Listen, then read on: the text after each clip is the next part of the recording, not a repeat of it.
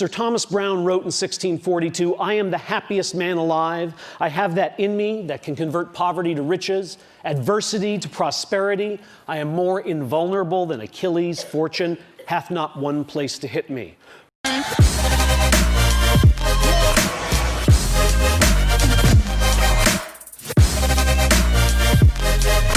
We believe that synthetic happiness is not of the same quality as what we might call natural happiness. What are these terms? Natural happiness is what we get when we get what we wanted, and synthetic happiness is what we make when we don't get what we wanted. And in our society, we have a strong belief that synthetic happiness is of an inferior kind. Why do we have that belief? Well, it's very simple.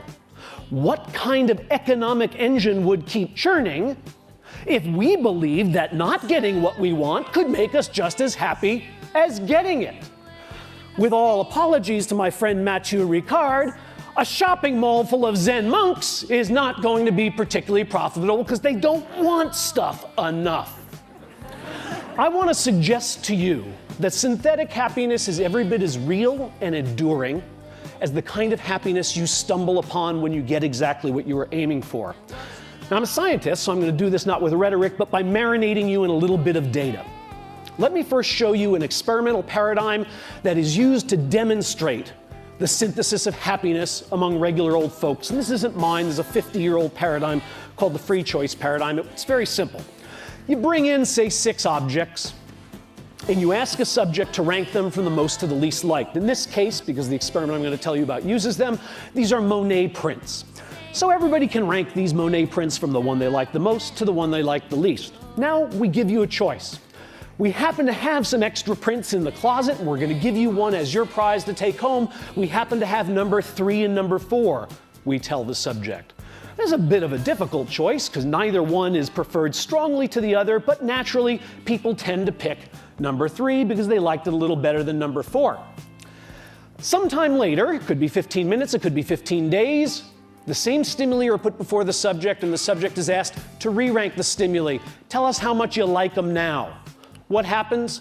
Watch as happiness is synthesized. This is the result that has been replicated over and over again. You're watching happiness be synthesized. Would you like to see it again? Happiness. The one I got is really better than I thought. That other one I didn't get sucks. That's the synthesis of happiness. Now, what's the right response to that? Yeah, right. Now, here's the experiment we did, and I hope this is going to convince you that yeah, right was not the right response. We did this experiment with a group of patients who had anterograde amnesia. These are hospitalized patients. Most of them have Korsakoff syndrome, polyneurotic psychosis, that they drank way too much and they can't make new memories. Okay, they remember their childhood, but if you walk in and introduce yourself and then leave the room, when you come back, they don't know who you are. We took our Monet prints to the hospital, and we asked these patients to rank them from the one they liked the most to the one they liked the least. We then gave them the choice between number 3 and number 4. Like everybody else, they said, "Gee, thanks, doc, that's great. I could use a new print. I'll take number 3. We explained we would have number 3 mailed to them. We gathered up our materials, and we went out of the room and counted to a half hour. Back into the room, we say, "Hi, we're back." The patients, bless them, say, "Oh, doc, I'm sorry, I got a memory problem. That's why I'm here. If I've met you before, I don't remember." "Really, Jim, you don't remember? I was just here with the Monet prints." "Sorry, doc, I just don't have a clue." "No problem, Jim. All I want you to do is rank these for me from the one you like the most to the one you like the least." What do? Well, let's first check and make sure they're really amnesic. We asked these amnesic patients to tell us which one they own, which one they chose last time, which one is theirs. And what we find is amnesic patients just guess. These are normal controls. If I did this with you, all of you would know which print you chose. But if I do this with amnesic patients, they don't have a clue. They can't pick their print out of a lineup. Here's what normal controls do. They synthesize happiness, right? This is the change in liking score, the change from the first time they ranked to the second time they ranked. Normal controls show, that was the magic I showed you. Now I'm showing it to you in graphical form. The one I own is better than I thought. The one I didn't own the one I left behind is not as good as I thought. Amnesics do exactly the same thing. Think about this result. These people like better the one they own, but they don't know they own it. Yeah, right is not the right response. What these people did when they synthesized happiness is they really, truly changed their affective, hedonic, aesthetic reactions to that poster. They're not just saying it because they own it, because they don't know they own it.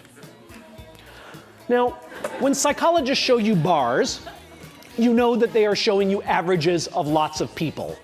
And yet, all of us have this psychological immune system, this capacity to synthesize happiness, but some of us do this trick better than others. And some situations allow anybody to do it more effectively than other situations do.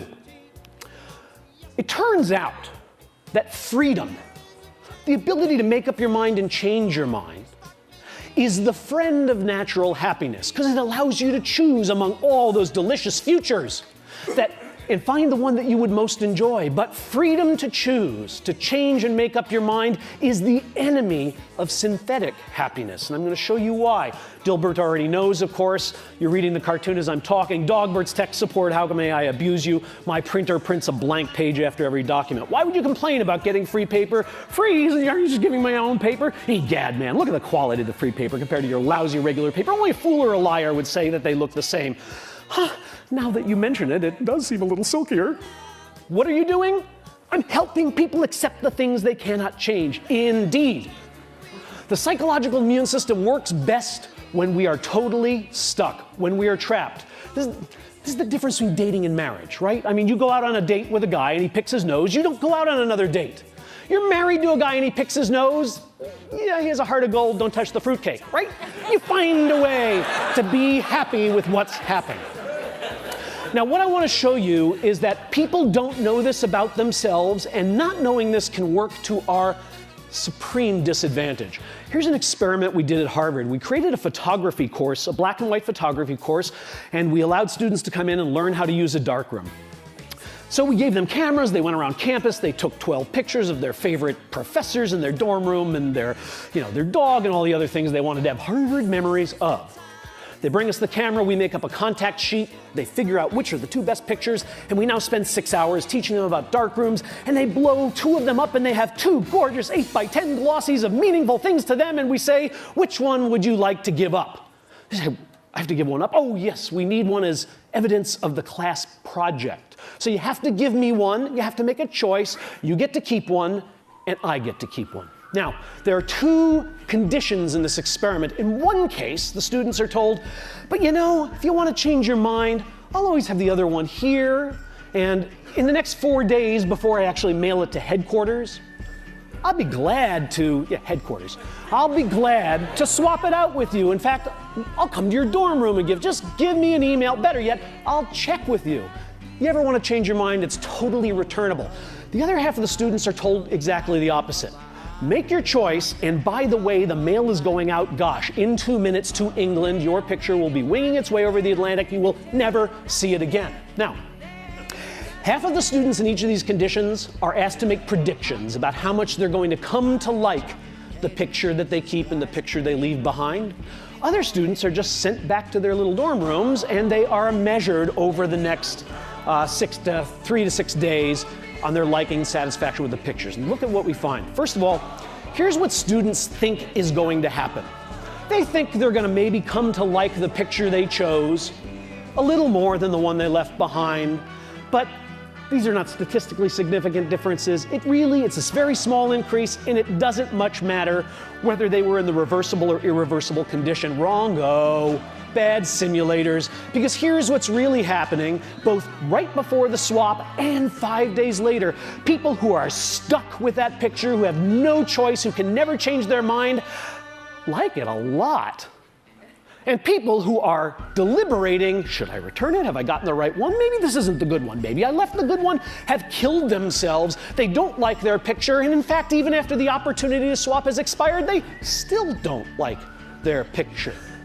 Why? Because the irreversible condition is not conducive to the synthesis of happiness. So here's the final piece of this experiment.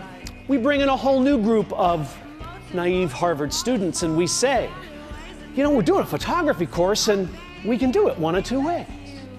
We could do it so that when you take the two pictures, you'd have 4 days to change your mind, or we're doing another course where you take the two pictures and you make up your mind right away and you can never change it. Which course would you like to be in? Duh.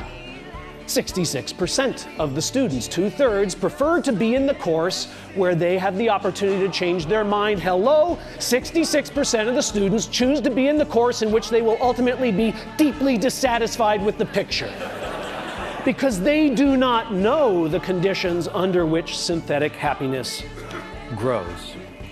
The bard said everything best, of course, and he's making my point here, but he's making it hyperbolically. 'Tis nothing good or bad, but thinking makes it so. It's nice poetry, but that can't exactly be right. Is there really nothing good or bad? Is it really the case that gallbladder surgery and a trip to Paris are just the same thing? Nah, that seems like a one-question IQ test. They can't be exactly the same. In more turgid prose, but closer to the truth, was the father of modern capitalism, Adam Smith, and he said this. This is worth contemplating. The great source of both the misery and disorders of human life seems to arise from overrating the difference between one permanent situation and another. Some of these situations may no doubt deserve to be preferred to others, but none of them can deserve to be pursued with that passionate ardor which drives us to violate the rules either of prudence or of justice, or to corrupt the future tranquility of our minds either by shame from the remembrance of our own folly or by remorse for the horror of our own injustice. In other words, yes, some things are better than others.